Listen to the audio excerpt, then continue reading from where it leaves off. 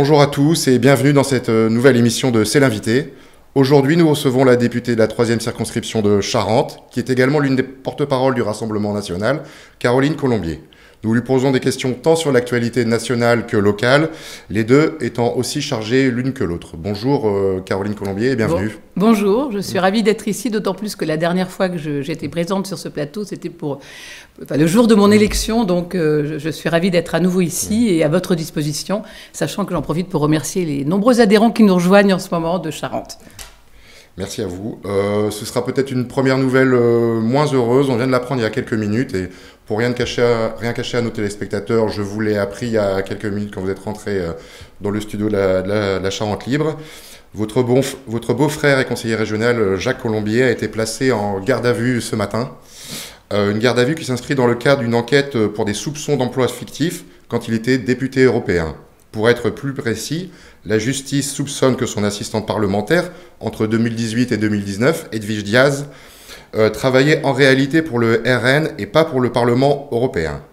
Edwige Diaz, qui est aujourd'hui députée de Gironde et aussi vice-présidente du Rassemblement national, a vu également ses bureaux perquisitionnés ce matin à Bordeaux et à Paris.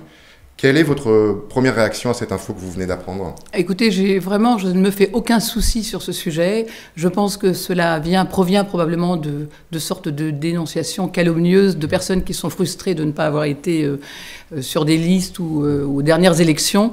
Et je me fais aucun souci car je connais aussi bien sûr, mon beau-frère, mais également Edwige Diaz. Et je sais que ce sont des gens extrêmement sérieux et qu'ils peuvent justifier parfaitement du moindre travail qui ait pu être fait dans ce cadre-là. Donc vraiment, pour moi, c'est une non-information. C'est vrai que ça fait un petit peu du buzz aujourd'hui, mais ça sera fini demain et on pourra prouver qu'il n'y a absolument rien de véridique dans ce qu'ils vont pouvoir sortir, comme le reste. Vous n'êtes pas trop inquiète, pas sachant qu'il y a beaucoup eu d'enquêtes sur les assistants parlementaires du RN, comme d'autres partis d'ailleurs, il faut être honnête. Oui, tout à fait. Il y en a eu, mais vous avez vu que pour l'instant, il n'y a absolument rien de concret. Et en plus, mon beau-frère a remplacé quelqu'un qui malheureusement est décédé. Donc il a été très peu de temps au Parlement européen.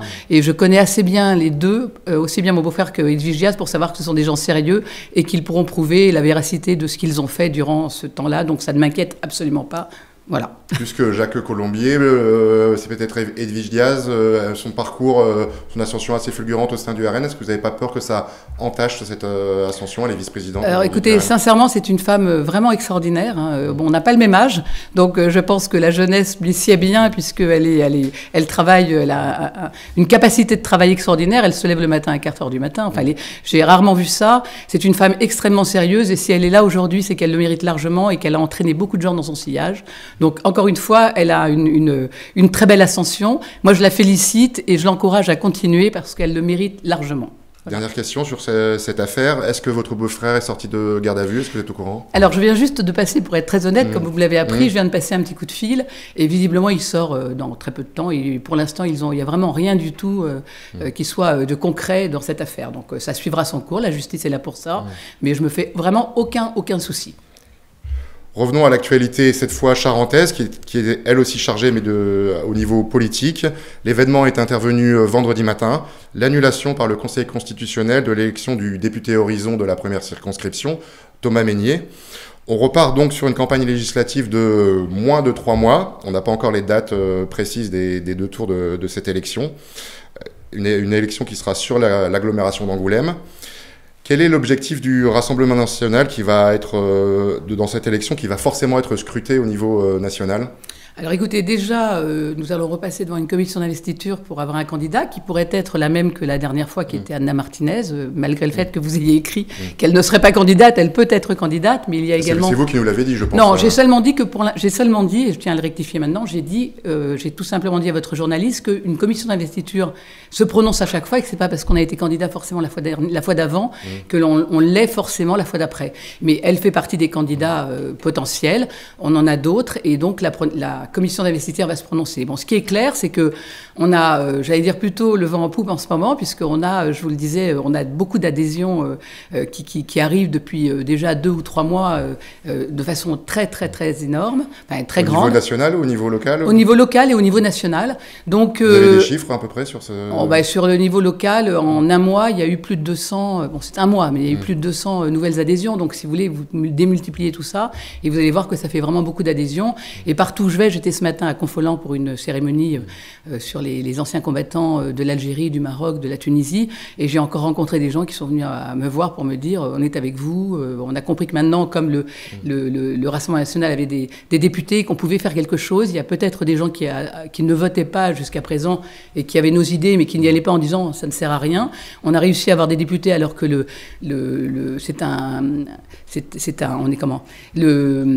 ce n'est pas la proportionnelle, c'est un scrutin majoritaire, pardon. Donc, je pense qu'on a une très belle carte à jouer et qu'on va la jouer puisque en ce moment tout va mal dans ce pays et que beaucoup de gens se tournent vers nous pour. Sur la première circonscription, vous étiez quand même Anna Martinez était quand même assez loin des deux premiers, Thomas Mesnier et René Pilato. Elle faisait 16% alors qu'eux faisaient entre 25 et 30%. L'objectif, c'est, malgré ce score de juin, de gagner cette première circonscription ? Ah bien sûr, c'est très clair. D'abord, c'est vrai qu'elle a fait 16%, mais que si vous regardez les scores précédents, ils sont bien moindres. Donc, elle a quand même augmenté ce score. Et nous comptons bien jouer sur cette vague qui nous porte actuellement pour avoir un candidat qui réussisse à l'élection et qui soit un nouveau député, peut-être le 90e. Et vous évoquiez dans nos colonnes vendredi la possibilité d'une personnalité d'envergure nationale du Rassemblement national. Est-ce que c'est une possibilité ? Est-ce que c'est votre envie à titre personnel ? Non, je crois que c'était surtout une proposition de votre très brillant journaliste de me proposer ça.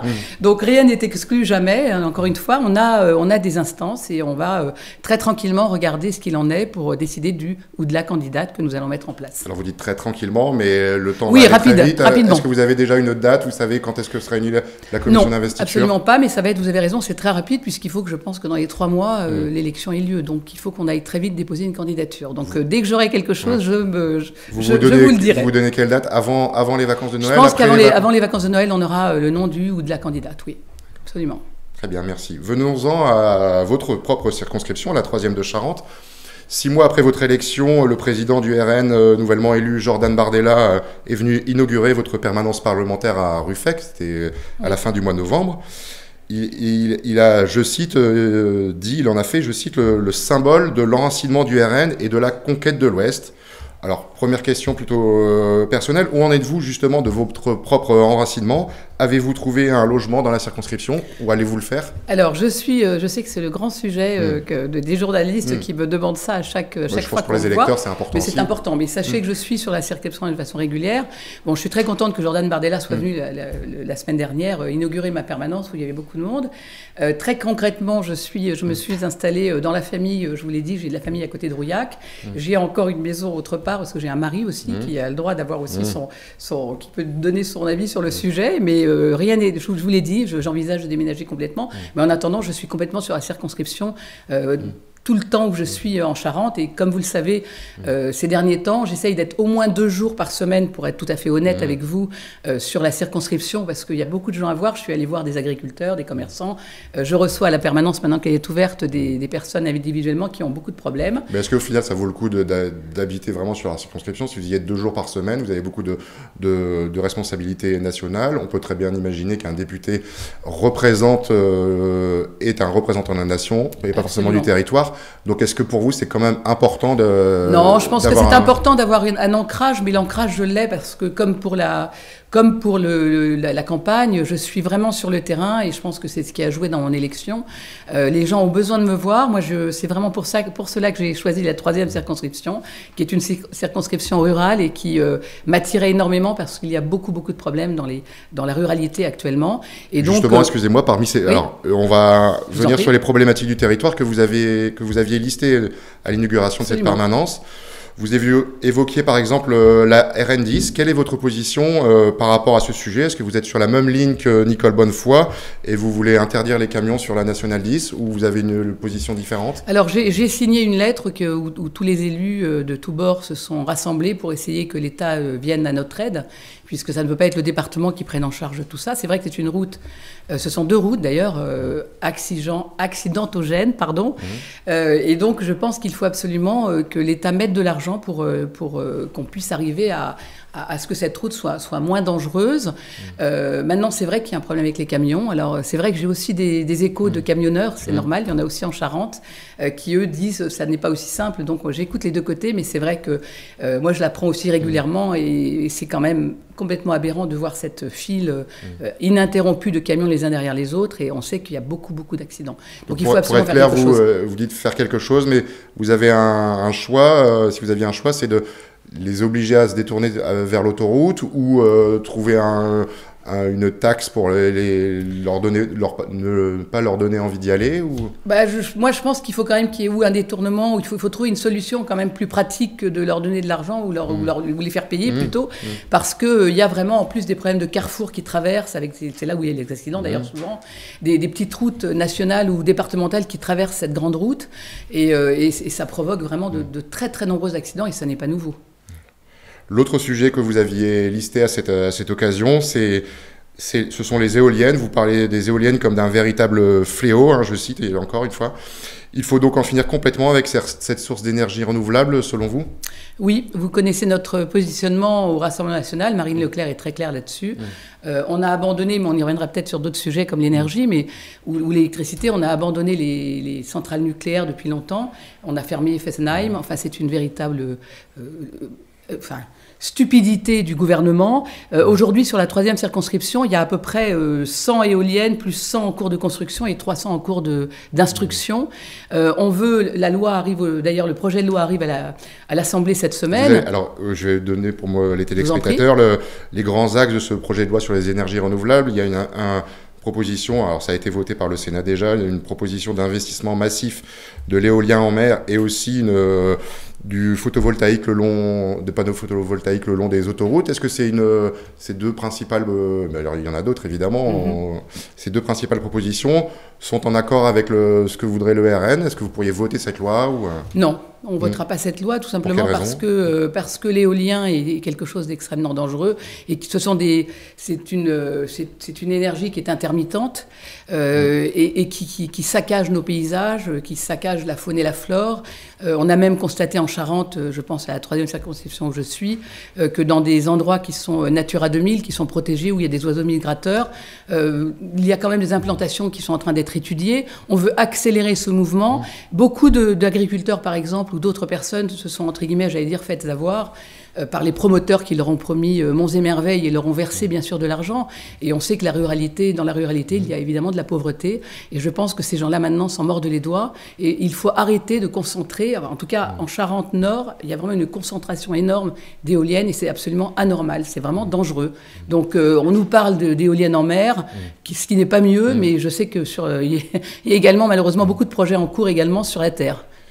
Vous disiez que c'était devenu une énergie très dangereuse. C'est exactement le même terme qu'utilisait Marine Le Pen en 2011 pour parler du nucléaire. Je cite, une énergie extrêmement dangereuse dont il fallait sortir, en plaidant même un investissement massif dans la recherche concernant les nouvelles énergies.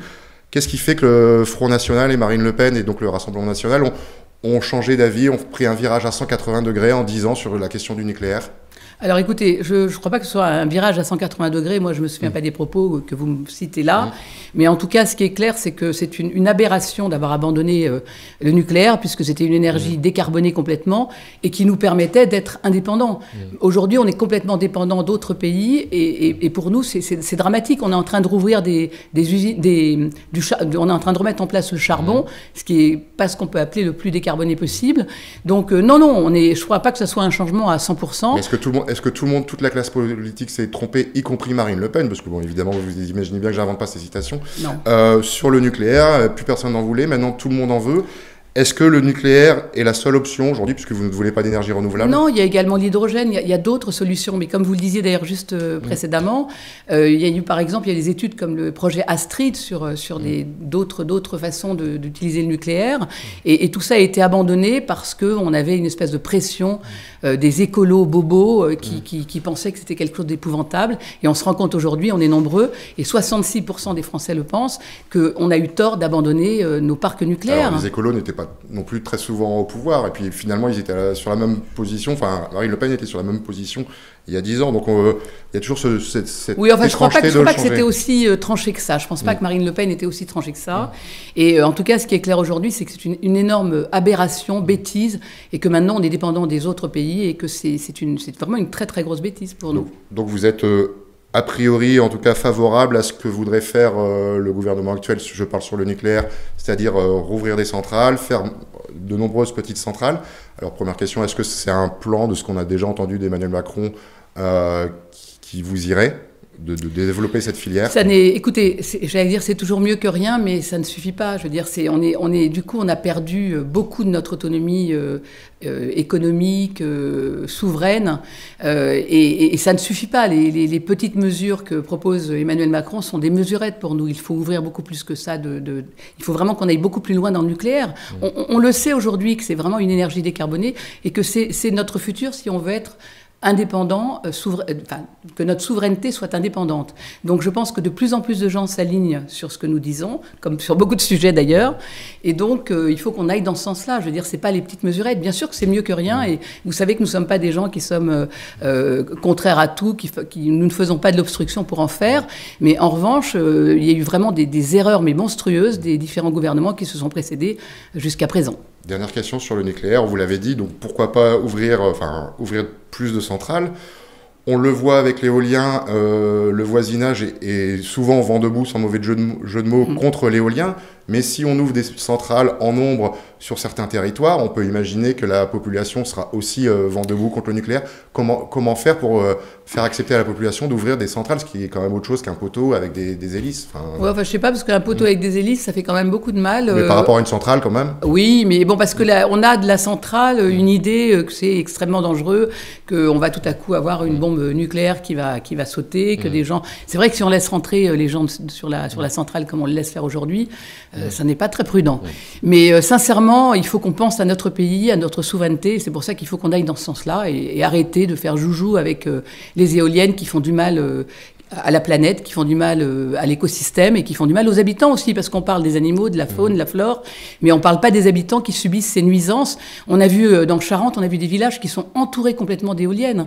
C'est absolument inimaginable. Enfin, je veux dire, on n'est pas. C'est aussi une destruction des paysages, une destruction de notre patrimoine. Enfin, il faut arrêter avec ça. Et il faut se concentrer sur ce qui peut nous aider à être autonomes, à avoir une vraie souveraineté. D'accord, très bien. Merci pour cette précision sur le nucléaire. Venons-en à l'actualité parlementaire et donc bien sûr politique nationale.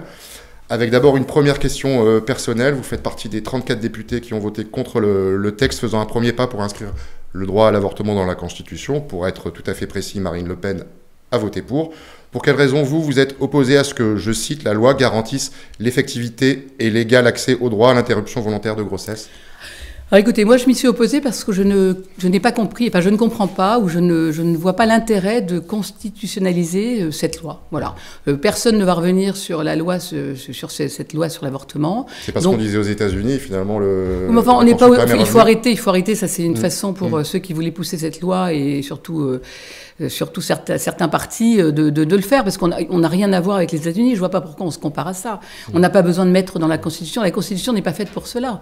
Elle est faite pour mettre en place les grandes directions de la nation, mais pas pour mettre des lois les unes après les autres. Donc vous êtes favorable à l'IVG, mais pas dans la Constitution? Je ne suis pas une pro, mais je ne reviendrai pas sur ce sujet. En revanche, j'ai préféré ne pas voter la constitutionnalisation, ça c'est sûr. Et je le revendique. Très bien. Autre sujet d'actualité, enfin ça va venir dans l'actualité. Alors excusez-moi, je vais juste préciser quelque chose. Je pense que l'idée de Marine Le Pen, pour que les choses soient claires, c'était surtout qu'elle voulait que ça stagne, en fait, cette loi, en la mettant dans la Constitution. Moi, je ne pense pas que ça la stagne forcément, c'est pour ça que j'ai voté différemment. Mais parce qu'il y a quand même une chose qui est quand même dramatique, c'est par exemple le fait d'avoir passé le délai d'avortement à plusieurs semaines de plus pour avorter, parce que c'est une façon d'une porte ouverte à pourquoi pas laisser les gens pouvoir se faire avorter jusqu'à 9 mois. Donc ça, c'est inimaginable, quoi. Ce sont quand même des êtres humains. Voilà. Vous estimez que c'est un être vivant à partir de quand, le Et fœtus? dès que le fœtus, le cœur bat, vous avez qu'à... Moi, j'ai eu 4 enfants, j'ai 14 petits-enfants, et j'en suis très contente et très fière. Et sincèrement, j'ai entendu le cœur de mes enfants battre très, très, très tôt. Alors, vous allez me demander quand, mais c'est un petit peu lointain pour moi maintenant. Mais c'est vraiment très, très vite. Et pour moi, c'est un vrai petit être humain qui vit quand on entend son cœur. Vous êtes quand même opposé à l'IVG. Oui, mais je suis pas opposé. Je veux dire, encore une fois, on ne reviendra, personne ne reviendra sur cette loi, et on le sait. Donc, ça ne servait à rien de le constitutionnaliser. Voilà. Autre sujet d'actualité parlementaire qui va venir très vite, qui risque d'être très suivi par tous les Français, c'est la présentation a priori autour du 15 décembre de la réforme de retraite par le gouvernement et du recul de l'âge légal de départ à 65 ans. Le RN, à ce recul de l'âge légal, est-ce que le RN s'y oppose et que propose-t-il plutôt ? Alors, moi, je pense que cette volonté du gouvernement d'imposer la retraite à 65 ans, d'abord, c'est très brutal en ce moment, parce qu'on a d'autres sujets de préoccupation, comme l'inflation et le fait que tous les Français sont dans la panade aujourd'hui, surtout les Français qui ont des bas salaires. Donc, il y avait d'autres sujets de préoccupation que de s'occuper des retraites en ce moment. Deuxièmement, je pense qu'il y a une grosse majorité de Français qui s'opposent aujourd'hui à repousser l'âge de la retraite. Cette réforme, à mon sens, n'est dictée que par un diktat dicté par un diktat de Bruxelles qui, en fait, a dû dire à Emmanuel Macron qu'il aurait droit à des aides pro-Covid s'il s'attaquait au problème des retraites. Vous avez des informations sur ça parce que oui, ben on le sait. Enfin, voilà, je vais pas citer mes sources, mais oui, on sait que c'est la vérité. On sait Emmanuel Macron obéit le doigt sur la couture au diktat de Bruxelles à chaque fois que Bruxelles demande quelque chose, donc on le sait. Nous, de toute façon, nous serons opposés à cette loi. Nous voterons contre, c'est extrêmement clair. Il faut savoir que cela ferait baisser les retraites parce qu'il y en a qui ont commencé à travailler très tôt et qui ne pourront pas arriver à cet âge-là, qui seront obligés probablement de demander des retraites anticipées et qui auront droit à des décotes. Ça, on le sait. Et puis, d'autre part, on veut garantir une retraite à 60 ans pour les personnes qui ont 40 annuités et qui ont commencé à travailler avant 21 ans. Parce qu'on sait qu'il y a des métiers très durs et que la retraite, souvent, conduit des personnes à être très vite malades quand ils ont travaillé dans des travaux qui sont extrêmement durs et on connaît lesquels. Voilà. Vous l'avez dit, donc du coup, a priori sur cette réforme, vous êtes farouchement contre, comme vous l'avez répété aussi, semble-t-il, une majorité des Français. Est-ce que vous pouvez il risque d'y avoir des soubresauts sociaux, que ce soit des grèves ou des mouvements de blocage. Il y a déjà des informations sur les raffineries où ils s'excusent par avance, mais ils risquent de rebloquer. Est-ce que le RN, qui est contre cette réforme, va-t-il aller jusqu'à soutenir ces possibles grèves ou blocages Écoutez, moi, je trouve malheureux qu'il y ait des blocages. Les grèves, c'est constitutionnel. Enfin, on a le droit de faire la grève en France, et heureusement, quand on voit d'autres pays et qu'on voit les dérives de pays, je pense à l'Iran, entre autres. On n'en est pas là, heureusement. Mais la grève est un droit, donc il n'y a aucune raison de s'y opposer. En revanche, voilà, il y a façon et façon peut-être de faire la grève pour que ce ne soient pas les Français les plus modestes qui en pâtissent. Maintenant, je comprends ceux qui font la grève contre ça. Oui, je les comprends parfaitement. Vous pourriez aller jusqu'à aller dans la rue, même si c'est pas dans la culture du Rassemblement Non, national. c'est pas. Oui, c'est vrai, vous avez raison. Ça n'est pas forcément dans la culture, mais je pense qu'il y a des gens qui iront probablement, oui. Mais essayons de ne pas bloquer pour bloquer, quoi, voilà. En tout cas, vous, à votre niveau politique et parlementaire, si je fais le compte, la NUPES a déjà dit qu'elle voterait contre. LR a assuré qu'il voterait contre, on verra. Vous êtes vous-même opposé fermement, vous l'avez dit même farouchement, je crois le terme, à cette réforme. Cela veut donc dire, sans être mathématicien, que le gouvernement sera obligé à nouveau de sortir le 49.3. Envisagez-vous, dans ce cas, de voter une probable motion de censure contre le gouvernement ? Alors déjà, avant de vous répondre à ça, je voulais vous dire que ce qu'on essaye de faire, nous, c'est qu'on essaye d'être constructif. À l'Assemblée, avec 89 députés, on essaye d'être constructif et de ne pas faire comme font certains, c'est-à-dire soit d'être soumis, parce que c'est un peu le cas des LR. Donc vous dites les LR sont contre, mais ils n'ont aucune consigne de vote ou ils ne votent pas tous ensemble, donc on ne peut pas savoir. C'est Éric Ciotti qui l'emporte dimanche, on en a déjà entendu dire qu'il n'irait jamais avec le... Alors, on verra, parce que pour l'instant, ils ont tellement peur de retourner devant les urnes. devant les électeurs que souvent ils votent comme la majorité. Entre autres, en revanche, c'est vrai que la NUPES fait de l'obstruction systématique pour transformer... Au-delà du sujet plus large, sur ce sujet des retraites, vous avez l'air, en tout cas, aussi opposé que la NUPES, peut-être pour des raisons différentes. Que la NUPES, oui, c'est vrai. Mais en revanche, les LR, moi, je suis pas sûr à 100% qu'ils ont beau dire ce qu'ils disent aujourd'hui parce qu'il y a des élections internes, qui font pas grand bruit, mais il y a des élections internes. Mais quand on les voit sur les bancs de l'Assemblée, on a plutôt l'impression que ils ont tellement peur de retourner aux urnes qu'ils votent comme le gouvernement. Donc le gouvernement doit, j'imagine, un peu négocier avec eux pour essayer de voir comment ils peuvent faire. Bon, si vraiment ils appliquent ce qu'ils disent, oui, logiquement, on devrait avoir une majorité minoritaire. Donc on devrait pouvoir s'opposer à cette loi. Merci. Une dernière question, parce que le temps passe vite. Alors ça va être malheureusement court sur un sujet très très important, puisque c'est la guerre en Ukraine. Je m'adresse là aussi à la députée que vous êtes, qui est membre de la commission défense. Emmanuel Macron, pas plus tard que hier, a accusé Marine Le Pen d'être l'ami de la Russie et l'ennemi de l'OTAN. Quelle est votre réaction à cette phrase ? Encore une fois, ça c'est n'importe quoi. Vous savez qu'on a déposé d'ailleurs une commission, l'ouverture d'une commission sur les ingérences de l'étranger sur les partis politiques français, puisque... Vous avez des soupçons, pardon. On a des soupçons. Non, c'est surtout les autres qui ont des soupçons sur nous, puisque vous le dites vous-même. Non, pas du tout. Je pense qu'il y a d'autres personnes. Il y a des personnes dans d'autres partis qui ont plutôt peut-être quelques petits soucis à avoir et qui n'ont pas très envie que cette commission ait lieu. Mais ça y est, elle a été votée, elle va avoir lieu. Il y aura des auditions de tout le monde, y compris de gens de chez nous. Et je pense que c'est vraiment n'importe quoi là. C'est vraiment une espèce de leitmotiv des gens qui sont contre nous, de répéter à tort et à travers qu'on serait pro-russe, etc. On a condamné fermement... Vous n'avez pas voté la dernière proposition de l'Assemblée, vous êtes abstenu sur le RN pour condamner l'invasion russe en Ukraine. Ce qu'on veut, on l'a déjà expliqué, je me permets de vous le rappeler, ce que nous voulons, c'est qu'il y ait une paix qui arrive. C'est ça l'important.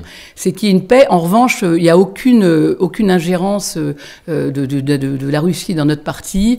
Le problème du prêt du RN, on l'a expliqué 20 000 fois, je ne vais pas recommencer parce qu'on n'a pas le temps. Je n'en ai pas parlé d'ailleurs. Voilà, mais sincèrement, il n'y a aucune... Vous verrez d'ailleurs avec cette commission d'enquête, on a condamné fermement l'invasion de la Russie en Ukraine, et on pense toujours la même chose. Est-ce que vous pensez qu'on peut faire, vu ce qu'on voit, est-ce qu'on peut faire la paix avec Vladimir Poutine sur ce sujet par rapport à toutes les exactions qu'on voit, que c'est quand même... Oui, mais je pense qu'on a déjà mis des mesures en place qui sont... Certaines sont intelligentes, d'autres le sont un petit peu moins pour la simple et bonne raison que ce que nous ne souhaitons pas, c'est que ça ait des répercussions sur les Français, et ça en a. Ça en a sur leur mode de vie, puisque ça touche l'électricité, le gaz, ça touche leur pouvoir d'achat, pour ne pas dire autre chose, et qu'aujourd'hui, les gens ont du mal à joindre les deux bouts, et c'est ça qui est important. Est-ce que ça veut dire que Marine Le Pen en a fini avec l'admiration pour Vladimir Poutine ? Mais il n'y a pas d'admiration. Je pense que n'importe quel dirigeant, et d'ailleurs je crois que Emmanuel Macron, d'ailleurs Marine Le Pen l'a dit quand la guerre a commencé, il faut absolument que n'importe quel dirigeant puisse être à même de se positionner pour tout faire pour que la paix règne dans le monde et en Europe, puisque là, aujourd'hui, la guerre est à nos portes. Alors, si je dis admiration, j'utilise ce terme à dessein. Oui, parce que ce n'est pas le cas. Elle l'a déjà dit il y a 10 ans, et quand il y est allé il y a 5 ans. Il y a 10 ans, il y a 15 ans, il y a 30 ans. Oui, mais elle parlait des nombreux intérêts communs, tant sur le plan civilisationnel que stratégique avec la Russie. Est-ce qu'on peut dire que cette partie de l'histoire avec la Russie, en tout cas pour le Rassemblement national, écoutez, est tournée ? Elle a dit ce qu'elle a dit à une époque, comme d'autres ont dit, comme vous avez aussi des gens des LR, des gens de chez Emmanuel Macron qui sont allés également régulièrement en Russie. Ça ne fait pas des personnes qui vont en Russie des pro-Poutine. Poutine est ce qu'il est. C'est vrai que c'est un homme quand même très particulier, et que, encore une fois, nous avons condamné cette invasion. Donc il faut arrêter de répéter la même chose pour essayer d'essayer de prouver je ne sais quoi. Il n'y a pas d'admiration particulière de Marine Le Pen pour Poutine, pour Vladimir Poutine. Je pense seulement qu'elle a raison quand elle dit qu'il faut tout faire, que ce soit n'importe quel gouvernement, il faut tout faire pour ramener la paix aujourd'hui entre l'Ukraine et la Russie, parce que nous sommes aux portes de ces pays, et que nous ne souhaitons pas pour nos enfants, nos petits-enfants, voir la guerre arriver chez nous. Reste à savoir comment. Oui, mais il faut qu'on fasse des efforts, il faut que tous les dirigeants, je dis bien, parce que demain, nous souhaitons bien être au pouvoir, et je pense que nous prenons le bon chemin, donc nous souhaitons bien tout faire pour que cela arrive, qu'il n'y ait plus de guerre et que nous retournions dans une paix complète dans le monde, en tout cas dans le monde qui nous est proche. Je vous remercie en tout cas d'avoir répondu à toutes nos questions. C'est moi qui vous remercie. Merci à vous et à bientôt.